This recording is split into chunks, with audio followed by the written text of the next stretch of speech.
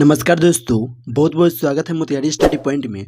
इस वीडियो में हम लोग इंटर बोर्ड परीक्षा 2024 के लिए हिंदी का ऑब्जेक्टिव प्रश्न देखेंगे। आपका 1 मिनट भी समय जिया नहीं होगा। आप इस 40 प्रश्न को देख लेते हैं, 40 भी ऑब्जेक्टिव प्रश्न को देख लेते हैं, तो इसी ऑब्जेक्टिव प्रश्न में से बहुत ऐसा आपको सीधे एग्जाम में प्रश्न देखने को मिलेगा। इसलिए इस वीडियो को आप लास्ट तक जरूर देखिएगा और जो प्रश्न आपको याद नहीं होगा उस प्रश्न को याद कर लीजिएगा। तो चलिए हम लोग सीधे प्रश्न को देखते हैं। 1 नंबर प्रश्न क्या है, बातचीत शीर्षक निबंध के निबंधकार कौन है? तो दोस्तों आप एक पार्ट है बातचीत और इनका शीर्षक जो बातचीत शीर्षक निबंध के निबंधकार जो है वह बालकृष्ण भट्ट जी है। इनको आप साथ में याद रखिएगा, लेकिन आपको जो एक्स्ट्रा प्रश्न बताएंगे उसको भी याद रखिएगा क्योंकि परीक्षा के लिए बहुत ही महत्वपूर्ण प्रश्न है।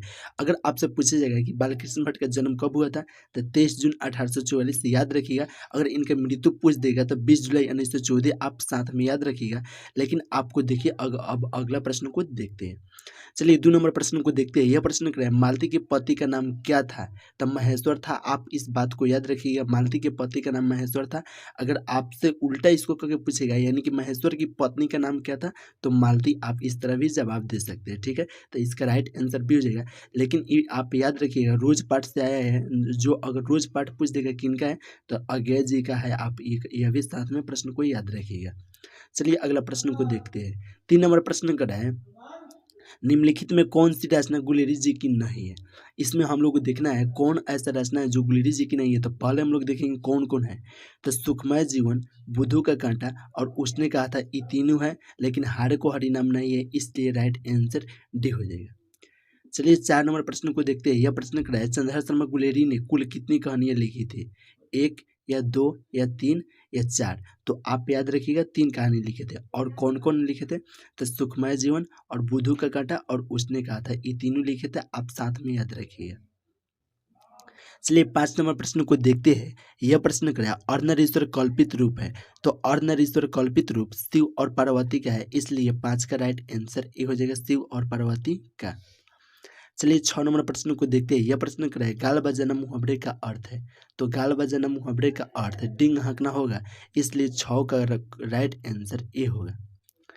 7 नंबर प्रश्न है, खाड़ा का विलोम क्या होगा? तो खाड़ा का विलोम जो होगा वो खोटा होगा, इसलिए 7 का राइट आंसर ए होगा, खोटा।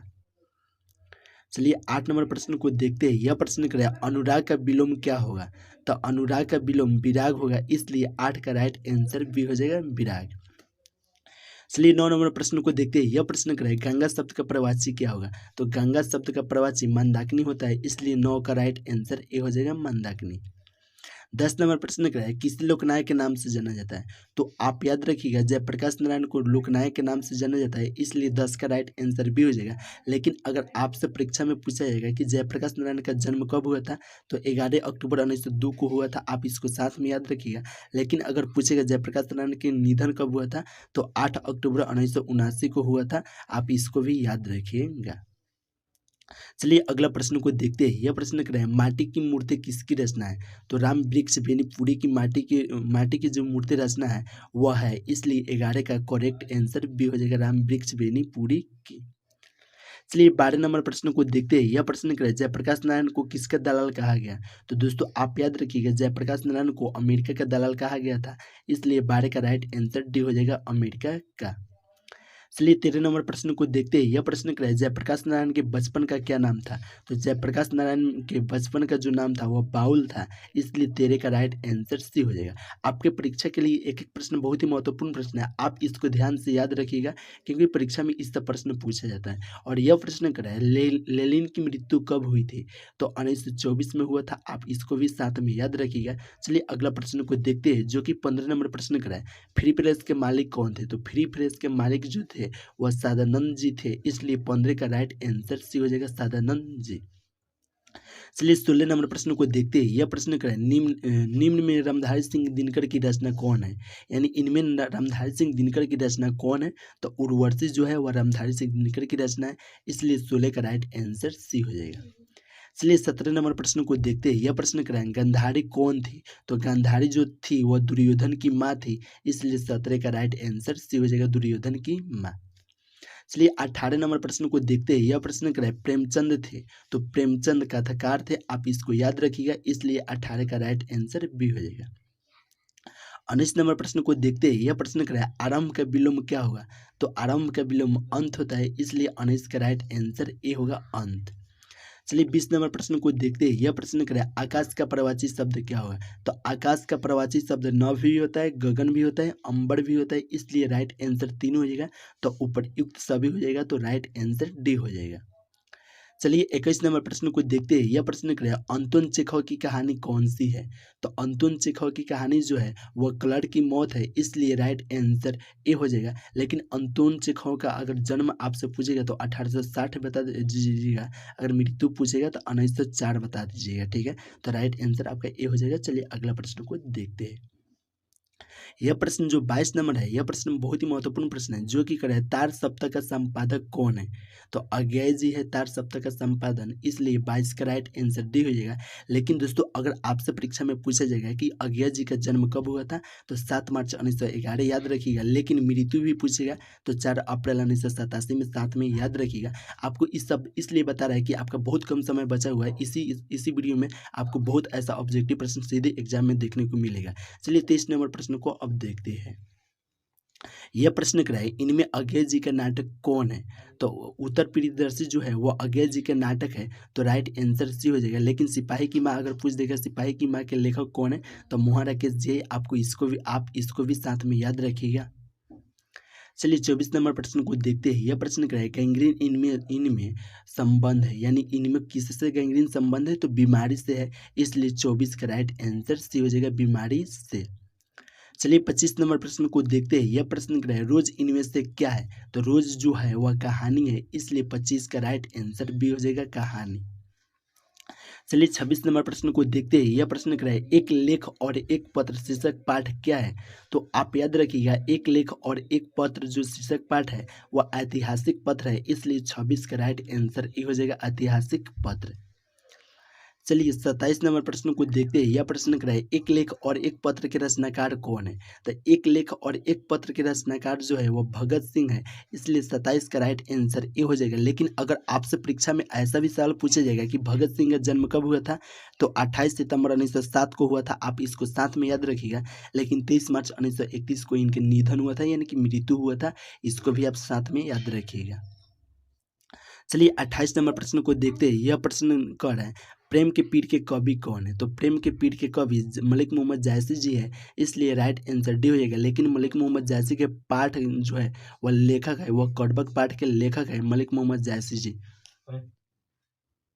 और मलिक मोहम्मद जायसी जी का जन्म कब हुआ था? तो 1492 में हुआ था, लेकिन मृत्यु इनका 1548 में हुआ था, इसको भी आप साथ में याद रखिएगा। चलिए 29 नंबर प्रश्न को देखते हैं। यह प्रश्न बहुत ही महत्वपूर्ण प्रश्न है, जो कि कराए राधा रस केली। राधा रस केली किसकी रचना है? तो सूरदास की रचना है। और सूरदास का जन्म कब हुआ था? 1478 में, और 1583 में इनका मृत्यु भी हुआ था, आप इसको भी साथ में याद रखिएगा। चलिए 30 नंबर प्रश्न को देखते हैं। यह प्रश्न कराए सूरदास किस मार्ग में दीक्षित हुए थे? तो सूरदास जो थे वो पुष्टि मार्ग में दीक्षित हुए थे, इसलिए 30 का राइट आंसर सी हो जाएगा, दीक्षित मार्ग में। चलिए 31 नंबर प्रश्न को देखते हैं। यह प्रश्न क्या है प्रतिदिन शब्द कौन सा समास है? तो दोस्तों आप याद रखिएगा प्रतिदिन जो शब्द है वो अव्ययीभाव समास है, इसलिए 31 का राइट आंसर सी हो जाएगा, अव्ययीभाव समास। चलिए 32 नंबर प्रश्न को देखते हैं। यह प्रश्न क्या है पंचवटी शब्द कौन सा समास है? तो पंचवटी जो शब्द है वह द्विगु समास है, इसलिए 32 का राइट आंसर सी हो जाएगा, द्विगु समास है। चलिए 33 नंबर प्रश्न को देखते हैं। यह प्रश्न क्या है आंख शब्द कौन सा लिंग है? तो आंख शब्द जो है वह पुल्लिंग स्त्रीलिंग है, इसलिए 33 का राइट आंसर ए हो जाएगा, स्त्रीलिंग। 34 नंबर प्रश्न बहुत ही महत्वपूर्ण प्रश्न है, जो कि करेगा गीतावली किसकी रचना है? सूरदास की नहीं है, ना नाभादास की, ना जायसी के, इनमें से कोई नहीं होगा, क्योंकि जो गीतावली जो रचना है वह तुलसीदास के, तो इनमें तुलसीदास नहीं दिया हुआ है, इसलिए राइट आंसर डी हो जाएगा, तुलसीदास की। तो इसमें नहीं दिया हुआ है, तो इसलिए इनमें से कोई नहीं होगा, ठीक है। चलिए 35 नंबर प्रश्न को देखते हैं। यह प्रश्न क्या करें तिली उपन्यास किसकी रचना है? तो जयशंकर प्रसाद की है, आपको इसको याद रखिएगा, जो कि 35 का राइट आंसर सी हो जाएगा, जयशंकर प्रसाद का। चलिए 36 नंबर प्रश्न को देखते हैं। यह प्रश्न करें सुभद्रा कुमारी चौहान का जन्म कब हुआ था? तो दोस्तों आप याद रखिएगा सुभद्रा कुमारी चौहान का जन्म 16 अगस्त 1904 को हुआ था, इसलिए 36 का राइट आंसर ए हो जाएगा, 16 अगस्त 1904 को। चलिए 37 नंबर प्रश्न को देखते हैं। यह प्रश्न क्या है के कवि किसे कहा जाता है? तो दोस्तों आप याद रखिएगा, कवियों का कवि शमशेर बहादुर सिंह को कहा जाता है, इसलिए इस राइट आंसर डी हो जाएगा। लेकिन आपको पूछेगा शमशेर बहादुर सिंह किस पाठ के लिखे थे, तो उषा पाठ के लेखक जो है वह शमशेर बहादुर सिंह जी थे। आप इसको भी साथ में याद रखिएगा। चलिए 38 नंबर प्रश्न को देखते हैं। यह प्रश्न क्या है, पत्नी बिटिया को क्या करती है, तो समझाती है, इसलिए 38 का राइट आंसर डी हो जाएगा, समझाती है। चलिए 39 नंबर प्रश्न को देखते हैं। यह प्रश्न क्या है, तत्पुरुष किसकी रचना है? तो दोस्तों आप याद रखिए, तत्पुरुष जो है वह अशोक वाजपेयी की रचना है, इसलिए 39 का राइट आंसर डी हो जाएगा, अशोक वाजपेयी का। लेकिन चलिए अब 40 नंबर प्रश्न को देखते हैं। यह लास्ट प्रश्न है जो कि कर है, युद्ध और शांति की समस्या पर लिखी गई काव्य कृति कौन है, तो कुरुक्षेत्र है, इसलिए 40 का राइट आंसर भी हो जाएगा। दोस्तों आपको 40 ऑब्जेक्टिव प्रश्न में से बहुत एक्स्ट्रा प्रश्न बताया, उस सब एग्जाम के लिए बहुत ही महत्वपूर्ण प्रश्न है। और आप और भी वीडियो देखना चाहते हैं तो आप चाहिए प्ले लिस्ट में और वीडियो देख लीजिए, क्योंकि हिंदी का बहुत ऐसा ऑब्जेक्टिव प्रश्न है जो कि आपको सीधे परीक्षा में देखने को मिलेगा। तो चलिए दोस्तों यहीं पे वीडियो समाप्त करते हैं। अगर वीडियो अच्छा लगा होगा तो लाइक कमेंट शेयर जरूर कीजिए तथा चैनल को सब्सक्राइब कर लीजिए। तो चलिए फिर मिलते हैं नेक्स्ट